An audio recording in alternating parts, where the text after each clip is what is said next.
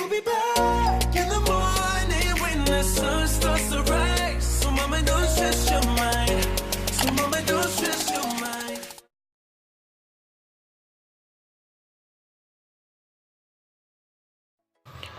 สบายดีมาทุกคนเด้ออันนี้พามาไทยเบิ่งสวนดอกไม้เนาะอยู่ประเทศอิสราเอลบอนที่นักศึกษา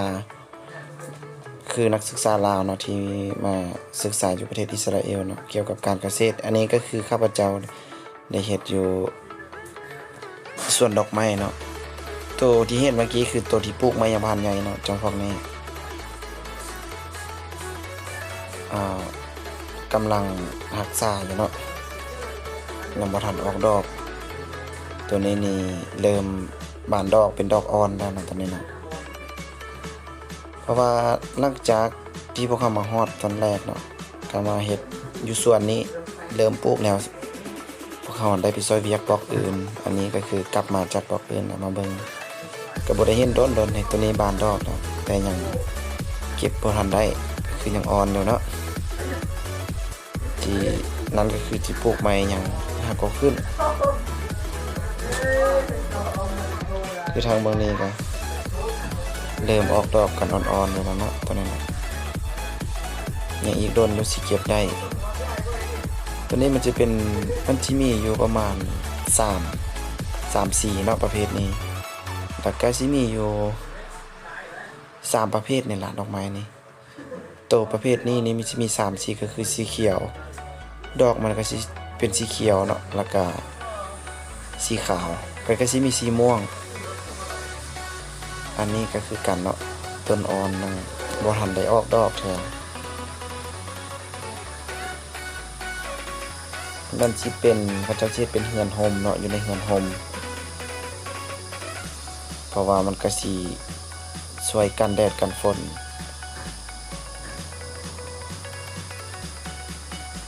ช่วงนี้ถึกช่วงฤดูหนาวเนาะบ่ร้อนหลายเขาเจ้าเลยเปิดผ้า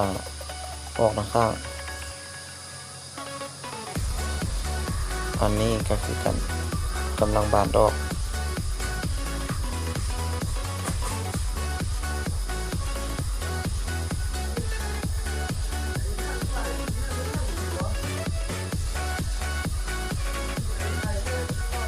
อันนี้สิเป็นประเภทอันที่เฮาว่าเนาะบ่ฮู้ยังบ่ฮู้ชื่อซ้ำบ่ชื่อมันอันนี้นี่สามารถเก็บได้แล้วคือตัวบางเกนเขาเจ้าจีทยอยเก็บหรือว่าทยอยตัดเนาะตัวที่มันบานดอกจังซี่ชื่อว่าเก็บได้แล้วอันนี้สิมีสีเดียวนี่ล่ะตัวนี้นี่สิงามกว่าตัวบางกี้แต่ก็บ่ฮู้ราคานำฟาร์มเมอร์กันเนาะว่าราคาเท่าใดคือแบบสิเก็บได้แล้วนี่เก็บไปเฮ็ดเป็นซอใส่ถุงส่งออกเนาะดอกไม้ที่ประเทศนี้ผลิตก็คือส่งออกประเทศเนเธอร์แลนด์มีแต่ประเทศเนเธอร์แลนด์ประเทศเดียวที่รับซื้อดอกไม้นี่เนาะเดี๋ยวสิพายางเบิ่งถ้าตอนที่มันบานแล้วมันแก่แบบนี้สิงามกว่านี้อันนี้มันยังอ่อนอยู่มีแต่สีม่วงเนาะตัวนี้เนาะแล้วหลังจากทายนี่แล้วกลับไปสีไปทายตอนที่ว่าเขาเจ้าเฮ็ดอยู่โรงแพ็คกับเจ้าเนาะเขาเจ้าสิไปคัดไปตัดเอาตัวที่มันซ้ำกันแล้วก็สิใส่ถุงแช่ไปห้องเย็นนั่นล่ะก็สิส่งออกประเทศเนเธอร์แลนด์ตัวที่เก็บได้นี่ยังบ่หลายนี่ทยอยเก็บอันนี้คือสีเขียวนะตัวนี้นะตัวนี้แมนไทยตอนที่ว่าผักกินข้าวสวยตอนผักเนาะเรามาไทยให้เบิ่งตัวนี้เป็นดอกสีเขียวตัวนี้แมนเฮาเลือกเก็บเอาแล้วนะตัวที่เก็บอยู่รถก็มีตัวนี้คือตัวที่เก็บแล้ว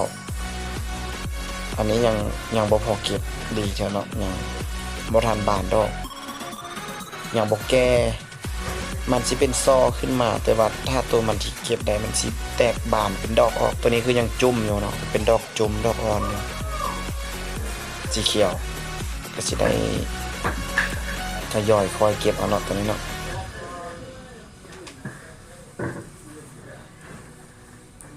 สิมีอยู่โค้งหนึ่งสิประมาณ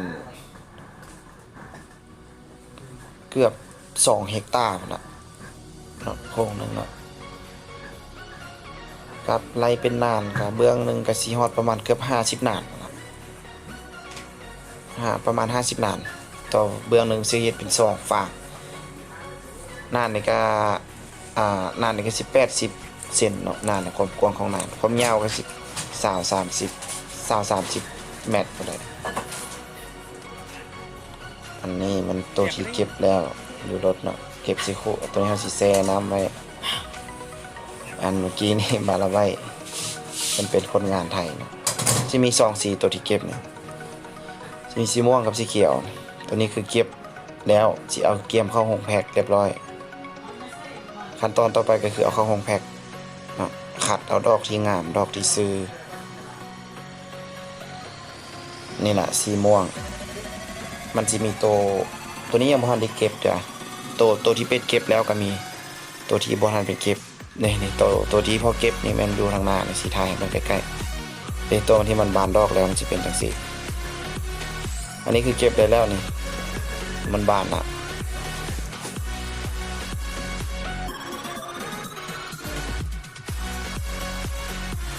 หลังจากผัดนี่แล้วก็จะได้เก็บต่อเก็บอีกประมาณอีกสักชั่วโมงนึงเนาะเพราะว่าอันนี้เขาเก็บได้หลายเติบแล้วอีกประมาณชั่วโมงนึงเขาก็จะได้กลับเข้าไปในบ้านอันนี้เป็นอีกประเภทนึงตัวนี้นี่แหละประเภทที่3ตัวนี้ก็ได้ทยอยเก็บเอาคือกันมันสิบ่ใหญ่พร้อมกันส่วนหลายนี่แหละคือตัวบางกีผ่านมานี่เก็บได้แล้วตัวนี้นี่ใหญ่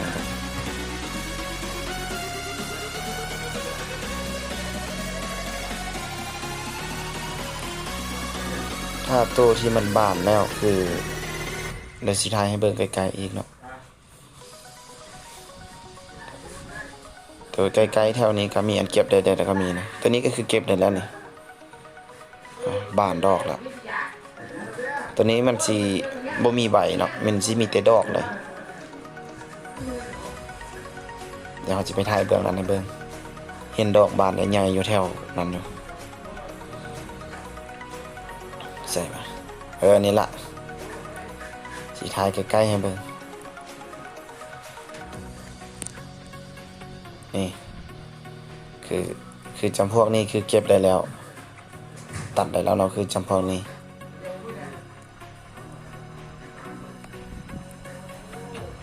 ตัวนี้มันดอกมันบานแล้วมันถ้าเราจับเข้าทั้งซี่เนี่ยเป็นซอนี่มันสีงามนะครับ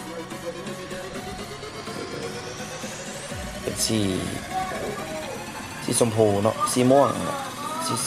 สีม่วงสีชมพูเนาะ